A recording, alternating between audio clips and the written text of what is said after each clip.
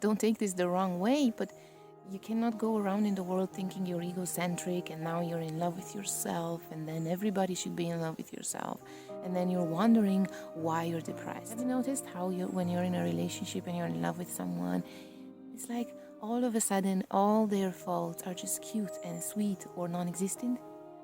If you're in love with yourself, guess what? You're gonna do it with yourself. Love with yourself actually means that you either have multiple personalities or you have narcissistic tendencies, and one way or another, you've taken your first step towards madness. Only one can live here, as I mentioned previously. How can you love yourself? You tell me.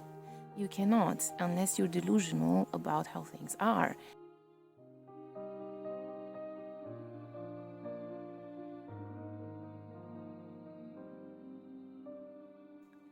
Hey everyone, Monica here. Welcome to the woods. So how are you today? So today I want to talk about self-love.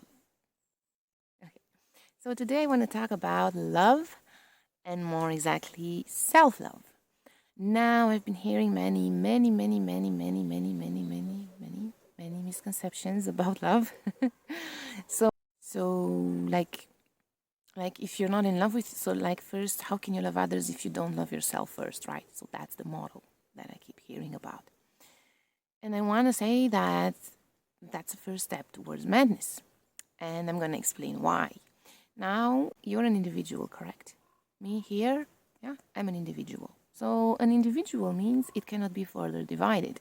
It cannot be further divided means that this is indivisible, which means only one can live in this body. Unless you have multiple personalities or something, only one lives in this body, right? Now, what is love? Love means when you include someone as a part of yourself, and by doing that, you put your needs aside and you become more than who you were before. So you open up the possibility to becoming a better human being by including someone as a part of yourself. To include someone as a part of yourself, it needs two individuals. Now, if only one can live here, as I mentioned previously, how can you love yourself? You tell me. You cannot unless you're delusional about how things are. And that's why there's no such thing as self-love. You can only love somebody else. Okay, there's no such thing as self-love. Now, where is this self-love coming from? It's coming from, actually, it means, if you're in love with yourself, actually it means that you either have multiple personalities or you have narcissistic tendencies, and one way or another, you've taken your first step towards madness. Now, the thing is that this kind of madness is not considered madness, right? It's that kind of madness that it's socially accepted. It's socially accepted, as in nobody thinks you're mad, but you've taken your step towards that. You don't have to be locked in an asylum or declared mad to be on your way towards madness. And that's what self-love is. Because now if you're in love with yourself, now you're going to think that everybody should be in love with yourself. You're going to neglect your own faults. Have you noticed how when you're in a relationship and you're in love with someone, it's like all of a sudden all their faults are just cute and sweet or non-existent? If you're in love with yourself, guess what? You're going to do it with yourself too. So now you need to stop thinking that you're so important. You're not that important to be in love with yourself, okay? Don't take this the wrong way, but you cannot go around in the world thinking you're egocentric and now you're in love with yourself and then everybody should be in love with yourself and then you're wondering why you're depressed. So you need to stay clear of these tendencies of being either too optimistic, like you're in love with yourself and you think everyone in this world loves you and like the world is spinning just for you, so that's not good. Either you don't have to be pessimistic, like thinking that you don't deserve to be loved and you're a mess and nobody's gonna love you and the world is cruel. So that's pessimistic tendencies. Don't be like that either. Why do you have to be any of the two? You just have to be a realist, yeah? You always have to be rooted in reality. Why am I saying that you need to be a realist? Because only when you live in reality, you can see things as they are. And only when you can see things as they are, you can actually transcend your limitations and break free from your psychological patterns. Hold on, there's an insect on my leg. Excuse me. There you go. So if you want to transcend your limitations, you gotta live in reality. Okay, that's why I'm saying that being a realist is so important. You have to just see things as they are. Yes. Why can't you see things as they are all the time? This is because of your thoughts and emotions. Yes. Because now you're taking your thoughts and emotions too seriously. Now your mind is gonna trick you like this every day. Has it not tricked you before?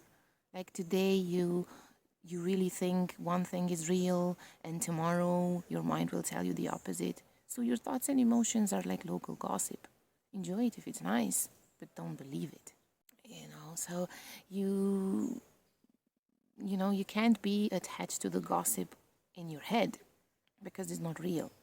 Now people are trying to divert themselves from these thoughts and emotions, which they are taking too seriously, with entertainment nowadays. Entertainment is not something that you really need. Once, if you're really in touch with life and you have a certain depth about life and you're in tune with it, that's just so amazing that you don't need entertainment.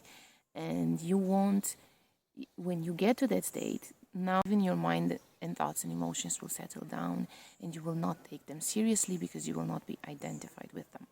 Okay, guys, so I better get out of the forest because I've been sitting here for 10 minutes and everybody and their mother is crawling on me. Yeah? So, as a recap, you cannot love yourself because you are an individual. You cannot be further divided. To love you means you have to put yourself aside to satisfy the needs of another, and that raises you as a human being. That's what love is, and that's why it can only be done between two people, two individuals, or multiple individuals, right? But not between you and yourself, unless you have multiple personality or narcissistic tendencies and you're severely delusional about reality. You need to you need to put yourself into reality if you want to transcend your limitations. You cannot be either pessimistic nor optimistic. You need to be realist because only then you can see things as they truly are. How to do that? Don't pay attention to the local gossip in your head. Local gossip means mind and emotions, thoughts. Don't enjoy it if they're nice, but don't take them seriously even if they are.